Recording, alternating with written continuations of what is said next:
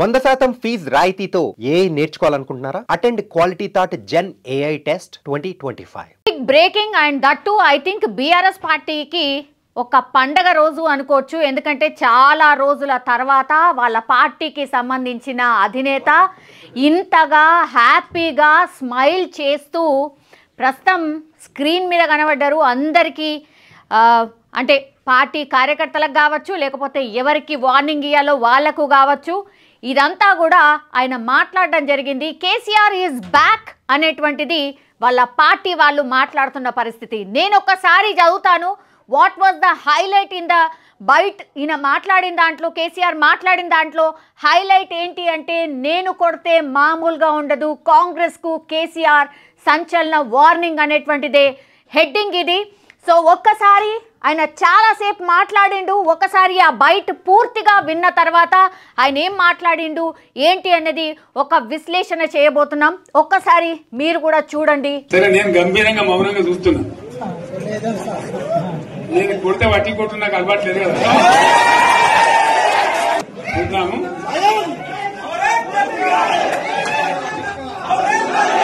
నా రోజులు కానీ అన్నట్టుగా నేను చూస్తా ఉన్నా. కానీ మనోళ్ళందరూ కూడా ప్రతిపాదిస్తున్న ఏంటంటే, ఒక సంవత్సరం జరిగిపోయింది, సంగమేశ్వర ఆన్నే పన్నది, బసవేశ్వర ఆన్నే పన్నది, పాలమూరు ఉత్పత్తుల పథకం ఆన్నే పన్నది, కాళేశ్వరం అట్లే ఎండబెడుతున్నారు. ఇవన్నీ అన్యాయాలనే. కాబట్టి ఫిబ్రవరి నెలాఖరులో ఒక పెద్ద బహిరంగ సభ పెట్టాలి, ఇక్కడ కథ చూడాలి అని జరుగుతూ ఉంది. కాబట్టి మీరు కూడా పెద్ద ఎత్తున దయచేసి ఆ సభకు కదిలి రావాలి. కదా దూరమే ఉండదు. ఆ రకంగా తెలంగాణ శక్తి ఏందో మరొకసారి చూపించి వీళ్ళ మెడలు వంచి ఇప్పుడు సాధించాలి. భవిష్యత్ కోసం కూడా కొట్టాడకు మనం సిద్ధంగా ఉండాలని తెలియజేసుకుంటూ, పరమేశ్వర్ గారికి అంతటి లోకమంత్రం ఇది. ₹1 కోట్ల భూమి ఇప్పుడు 50 లక్షల కాడికి వెళ్ళలేదు.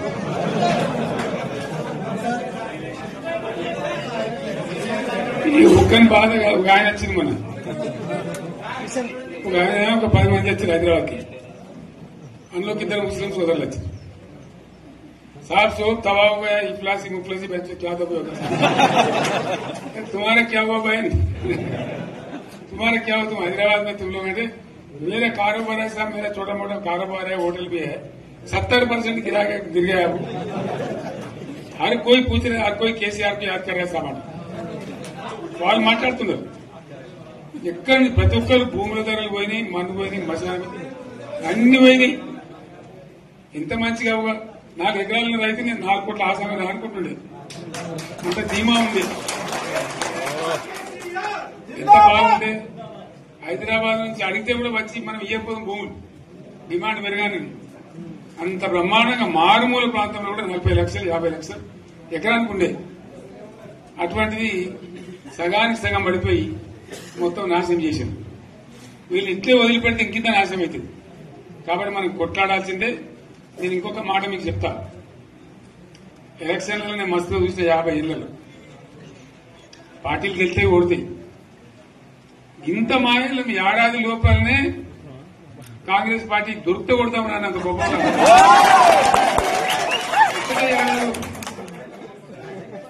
ఇంకా వాళ్ళ బొంద తెలివికి నిన్న వారి పార్టీడే మంది పెట్టలు అదేందో పోలింగ్ పెట్టిన వాడు చూసిరా మీరు? ఆ పోలింగ్ పెడితే 70% మనకు వచ్చింది, 30% మనకి. వాడు పెట్టింది, మనం పెట్టింది కాదు. 75 ఈ పరిస్థితి. అదే నేను ఏమంటున్నా అంటే,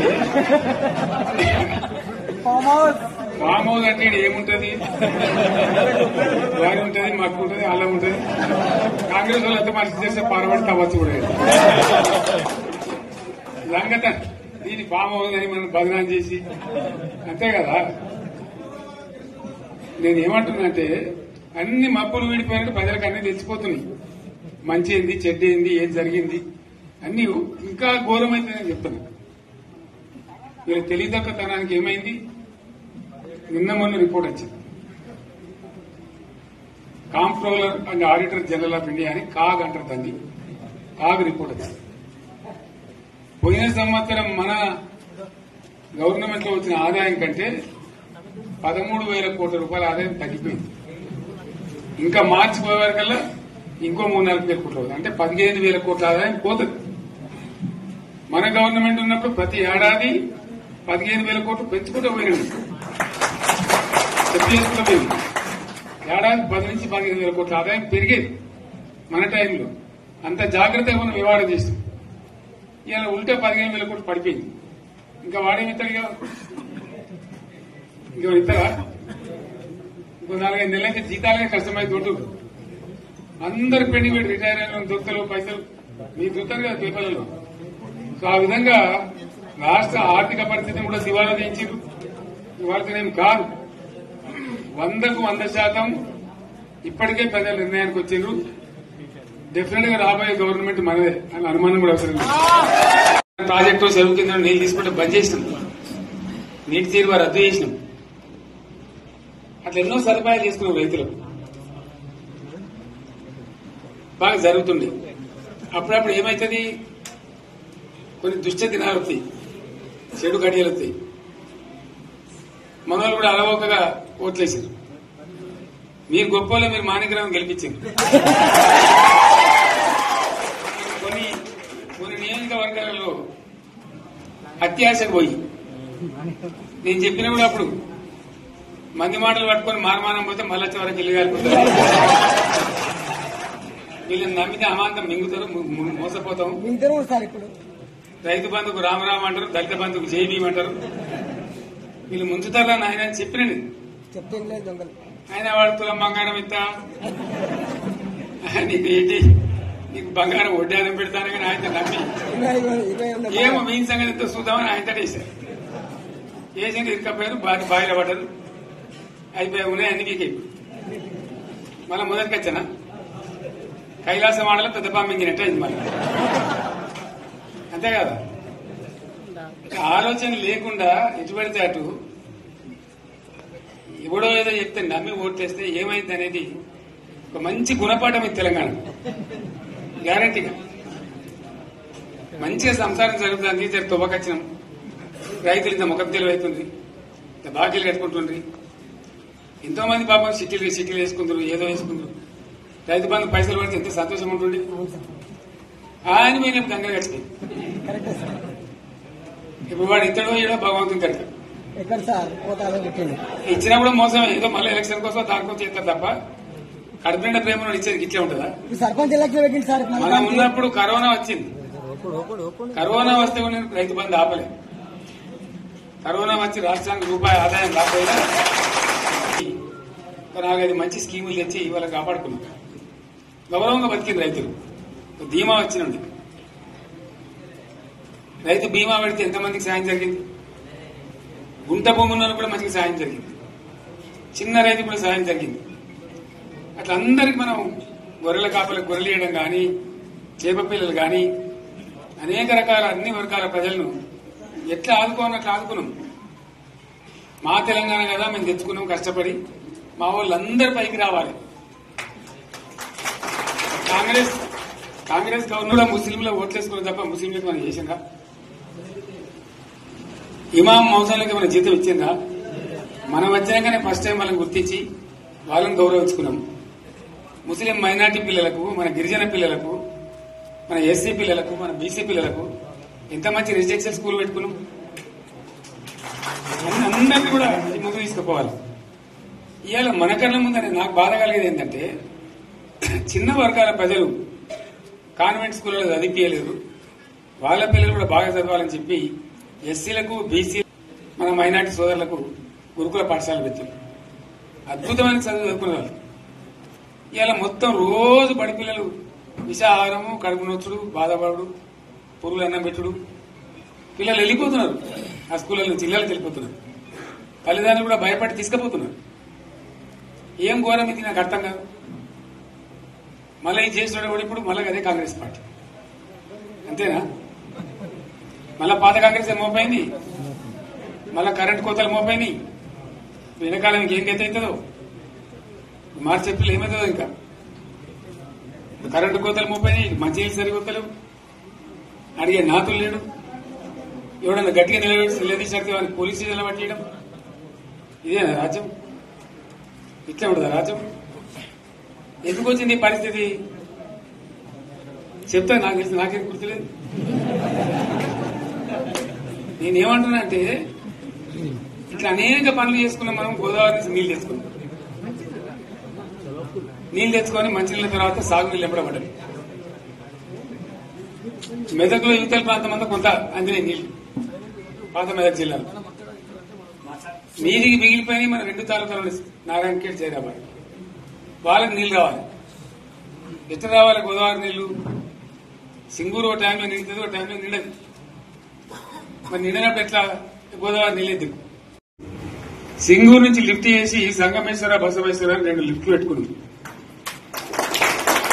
2 తాలూకాలకి రెండింటికి కూడా లక్ష ఎకరాల పైచీలకు వచ్చేట్టు ఎకరాల నీళ్ళ చెట్టు పెట్టుకున్నాం. మళ్ళీ మన నుంచే కావాలి. మళ్ళీ ఇది లైన్లోకి రావాలి.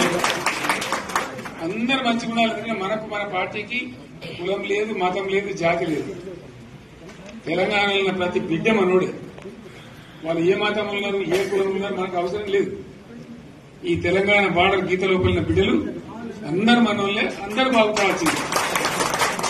ప్రతి ఒక్కరికి న్యాయం జరగాల్సిందే. ఆ న్యాయం జరిగి ఆ ఫలితాలు తెలంగాణకు వచ్చేదాకా ఇంకెవ్వడు కొట్లాడాడు, ఎవరితో కాదు. అది అవతార పంచాంగం. మళ్ళా మనమే కొట్లాడాలి. అంతేనా? పక్క మాట అనేది కొట్లాడదాం కదా. ప్రాణం పోయినా సరే తెలంగాణకు రక్షకులు మనమే. తెగించి కొట్లాడాల్సిందే. తెలంగాణ హక్కులను కొట్లాడాల్సిందే. మనమే కొట్లాడి తీరాల్సిందే. అనే 2వ మాట లేదు. కేసీఆర్ గారు చాలా రోజుల తర్వాత బయటికి రావడం అండ్ ఆ తర్వాత కాంగ్రెస్ పార్టీ పరిపాలన ఎట్లుంది, ఏడాదిలో ఏమేం జరిగింది, మళ్ళా కాంగ్రెస్ మూపైంది, కాంగ్రెస్ని ఎందుకు తెచ్చుకున్నాంరా నాయనా అని ప్రజలందరూ బాధపడుతున్నారు అంటూ తన స్టైల్లో పంచులేస్తూ కాంగ్రెస్ పార్టీని టార్గెట్ చేసి మాట్లాడిన పరిస్థితి కనిపిస్తోంది. చాలా ఇంట్రెస్టింగ్ పాయింట్స్ కూడా చెప్పిండ్రు. అండ్ ఇక పోరాటం ఆపేది లేదు, డెఫినెట్లీ మళ్ళా పోరాటం చేయాల్సిందే, గ్రౌండ్ లెవెల్లో దిగబోతున్నాం అని స్పష్టంగా చెప్పిన పరిస్థితి కనిపిస్తోంది. ఫిబ్రవరి నెలాఖరులో ఒక భారీ బహిరంగ సభ ఉండబోతోంది. అండ్ భారీ బహిరంగ సభకు పెద్ద ఎత్తున తరలి రండి అంటూ ఇదే వేదికగా పిలుపునివ్వడం అయితే జరిగింది. సో చాలామంది ఈరోజు కేసీఆర్ని ఎర్రవల్లి ఫామ్ హౌస్లో కలవడానికి వెళ్ళినప్పుడు ఆయన చాలా యాక్టివ్గా మాట్లాడి రెస్పాండ్ అయిన పరిస్థితి అయితే కనిపిస్తోంది. కేసీఆర్ ఈజ్ బ్యాక్ అని బీఆర్ఎస్ లీడర్స్ కూడా అంటున్నారు. దీనంతటికీ రీజన్ ఏంటి అంటే యాక్చువల్లీ కాంగ్రెస్ పార్టీ నిన్న ఒక పోల్ పెట్టింది. ఎవరి పరిపాలన బాగుంది అని కాంగ్రెస్ పార్టీ ఒక పోల్ రన్ చేసింది. అందులో బీఆర్ఎస్ పరిపాలనే బాగుంది అని 75% వాళ్ళు బీఆర్ఎస్ పార్టీకే, మాకు బీఆర్ఎస్ పార్టీ పరిపాలనే బాగుంది అని ఓట్ చేసిన పరిస్థితి. కేవలం 25% మాత్రమే కాంగ్రెస్ పార్టీ పరిపాలన బాగుంది అని ఓట్ చేసిన సిచ్యువేషన్ అయితే కనిపిస్తుంది. మరి ఎందుకు చేశారా, ఏం చేశారా, సెల్ఫ్ గోల్ అయ్యారా, మరి వాళ్ళకు పాజిటివ్ వస్తుంది అనుకున్నారా, ఏమైందో తెలీదు. దీని వెనకాల ఏదో కుట్ర ఉంది. దీన్ని కూడా హైజాక్ చేసేసి పోల్ పెట్టగానే బీఆర్ఎస్కి సంబంధించిన నాయకులందరూ ఆ పోల్లో పార్టిసిపేట్ చేసిండ్రు. వాళ్ళే బీఆర్ఎస్ పరిపాలన బాగుంది అని ఓట్ చేసిండ్రు. ఈ వర్షన్ అయితే వినిపించింది. కానీ పబ్లిక్గా ఉన్నటువంటి డొమైన్ అది, ఎవరైనా ఓట్ చేయొచ్చు. కానీ మీకు వచ్చినటువంటి ఓట్స్ ఎంత అనంటే 25% మాత్రమే కాంగ్రెస్ పార్టీ ఉంది, ఈ 75% ఏమో బీఆర్ఎస్ పార్టీ పరిపాలన బాగుంది అని తెలంగాణ ప్రజానీకం బీఆర్ఎస్కి ఓటేసిన పరిస్థితి. అదే ఇప్పుడు బీఆర్ఎస్ పార్టీకి బూస్టప్ ఇచ్చింది అనుకోవచ్చు. అండ్ కేసీఆర్ వచ్చి మళ్ళీ ఇంత కాన్ఫిడెంట్గా బీఆర్ఎస్ పార్టీని అగైన్ లిఫ్ట్ చేసే ప్రయత్నం చేసినట్టుగా ఈ మొత్తం ఆయన మాట్లాడిన తీరు చూస్తే మనకైతే అర్థమవుతున్న సిచ్యువేషన్ అయితే కనిపిస్తోంది. ఓవరాల్గా హైలైట్స్ ఏముండే, ఆయన ఏం మాట్లాడిండు అనేది ఒక్కసారి నేను చెప్పబోతున్నాను. నేను కొడితే మామూలుగా ఉండదు. కాంగ్రెస్కు కేసీఆర్ సంచలన వార్నింగ్. ఒక రకంగా నిజంగానే వార్నింగ్ ఇచ్చిండు కేసీఆర్. అందుకే నేను అంటున్నా, బీఆర్ఎస్ పార్టీ వాళ్ళు కేసీఆర్ మళ్ళీ అగైన్ యాక్టివ్ కాబోతున్నారు. సో బీఆర్ఎస్ పార్టీకి పునర్వైభవం రాబోతోంది అని బీఆర్ఎస్ పార్టీకి సంబంధించిన కార్యకర్తలు ఈ బైట్ ఆర్ ఈయన మాట్లాడిన తర్వాత మాత్రం చాలా హ్యాపీగా ఫీల్ అవుతున్న సిచ్యువేషన్ అయితే కనిపిస్తోంది. కాంగ్రెస్ సర్కార్పై బీఆర్ఎస్ అధినేత మాజీ సీఎం కేసీఆర్ సంచలనమైనటువంటి వ్యాఖ్యలు చేశారు. ఎర్రవెల్లిలోని ఫామ్ హౌస్లో ఆ పార్టీ కార్యకర్తలతో ఆయన సమావేశమయ్యారు. ఈ సందర్భంగా కేసీఆర్ మాట్లాడారు. తెలంగాణలో ఒక్క పథకం కూడా సరిగ్గా అమలు కావడం లేదు. కైలాసం ఆడుతుంటే పెద్ద పాము మింగినట్టుగా రాష్ట్ర ప్రజల పరిస్థితి తయారైంది. మళ్ళీ కరెంటు కోతలు, మంచినీళ్ల కరువు కనిపిస్తుంది. ప్రజలు ప్రశ్నిస్తే కేసులతో కేసులు పెట్టి వేధిస్తున్నారు అంటూ ఆయన కామెంట్ చేశారు. ఓట్ల కోసం కాంగ్రెస్ ముస్లింలను వాడుకుంటోందని కూడా ఆరోపించారు. లాభం లేదు, ప్రత్యక్ష పోరాటం చేయాల్సిన అనివార్య పరిస్థితులు ఏర్పడ్డాయి. నమ్మి ఓట్లు వేస్తే మంచి గుణపాఠం చెప్పారని కూడా ఆయన కామెంట్ చేసిన పరిస్థితి అయితే కనిపిస్తోంది. సంగమేశ్వరం బసవేశ్వర ఎత్తిపోతల పథకం గురించి హరీష్ రావు ఆధ్వర్యంలో నిరసన కార్యక్రమాలు చేపట్టాలని కూడా బీఆర్ఎస్ శ్రేణులకు కేసీఆర్ ఇదే వేదికగా పిలుపునిచ్చారు. అన్ని వర్గాల ప్రజలను కాంగ్రెస్ వేధిస్తోంది. గురుకులాల్లో విద్యార్థుల పరిస్థితి చూస్తుంటే గుండె తరుక్కుపోతోంది. అండ్ బీఆర్ఎస్ హయాంలో అమలు చేసిన పథకాలు సంగతి పక్కన పెట్టేస్తే కాంగ్రెస్ ఇచ్చిన హామీలు కూడా గంగలో కలిపేశారని కూడా విమర్శించారు. కరోనా సమయంలో కూడా తాము రైతు బంధు ఇచ్చాం, దళిత బంధు ఇచ్చాం, పెన్షన్లు కూడా ఏవి ఆపలేదని ఆయన గుర్తు చేశారు. కొత్త ప్రభుత్వానికి కాస్త సమయం ఇవ్వాలనే ఇన్ని రోజులు మౌనంగా ఉన్నా, గంభీరంగా చూస్తున్నా, నేను కొడితే మామూలుగా ఉండదు అని కేసీఆర్ కాంగ్రెస్ ప్రభుత్వాన్ని హెచ్చరించిన సిచ్యువేషన్ కనిపిస్తోంది. ఈ లాస్ట్ లైనే కీలకమైనటువంటి పాయింట్. కొత్త ప్రభుత్వానికి కాస్త సమయం ఇవ్వాలనే ఇన్ని రోజులు మౌనంగా ఉన్నా. యాక్చువల్లీ ఈ పాయింట్ కాదు, నేను ఇంతకుముందు చెప్పినట్టుగా పోల్ ఎప్పుడైతే కాంగ్రెస్ పార్టీ పెట్టిందో సెల్ఫ్ గోల్ అయిందా అంటే నిజంగానే కాంగ్రెస్ పార్టీ సెల్ఫ్ గోల్ అయింది, దాన్ని డిఫెండ్ చేసుకోవడానికి నానా తంటాలు పడుతోంది అనే విశ్లేషణని చాలా ఎక్కువగా వినిపిస్తోంది. సో ఇదే లాస్ట్ పాయింట్ ఏదైతే ఉందో, ఇన్ని రోజులు నేను మౌనంగా ఉన్నాను, గంభీరంగా కూడా చూస్తున్నాను, సో ఇప్పుడు నేను బయటకు వచ్చే టైం వచ్చింది అండ్ ప్రజల్లో వ్యతిరేకత స్టార్ట్ అయింది కాబట్టి కాంగ్రెస్ పార్టీని ఎందుకు గెలిపించుకున్నాము అని ఇప్పుడు ప్రజలు తెలుసుకున్నారు కాబట్టి ఇక పోరాటం ఆపేది లేదు. ఏదైతే ఎప్పటి నుంచో బీఆర్ఎస్ పార్టీ ఏదైతే చెప్తుందో 420 హామీలు 420 హామీలు అని, ఆ 420 హామీలు ఏ ఒక్కటి కూడా నెరవేర్చలేదు. కాంగ్రెస్ గతంలో అదే చేసింది, ఇప్పుడు కూడా అదే చేస్తుంది. ఇక పోరాటం ఆపేది లేదు అంటూ ఆయన డైరెక్ట్గానే వాళ్ళ కార్యకర్తలకు ఒక సిగ్నల్ అయితే పంపించారు. అండ్ ఫిబ్రవరి ఎండ్లో బహిరంగ సభకు కూడా ఆయన ప్లాన్ చేస్తున్నారు కాబట్టి ఆ సభ నుంచే మళ్ళీ బీఆర్ఎస్ పార్టీ ఒక పోరాటం అయితే స్టార్ట్ చేయబోతోంది అని స్పష్టంగా చెప్పినట్టు అయింది. చూడాలి దీని మీద ఎట్లాంటి రియాక్షన్స్ వస్తాయి అనేది. బికాస్ బీఆర్ఎస్ అధినేత ఐ థింక్ 1 year తర్వాత కాంగ్రెస్ పార్టీ ఎన్ని విమర్శలు చేసినా, ఫామ్ హౌస్లో ఉంటావా ఇట్లా ఎన్ని అన్నా సరే ఏమాత్రం పట్టించుకోలేదు. కానీ ఎప్పుడైతే ప్రజలు వ్యతిరేకతగా ఉన్నారు కాంగ్రెస్ పార్టీని అని తెలుసుకున్నారో ఇప్పుడు బయటకు వచ్చిన సిచ్యువేషన్ అయితే కనిపిస్తోంది. ఇప్పుడు చూడాలి మరి ఏం జరుగుతుందో ఏంటి అనేది.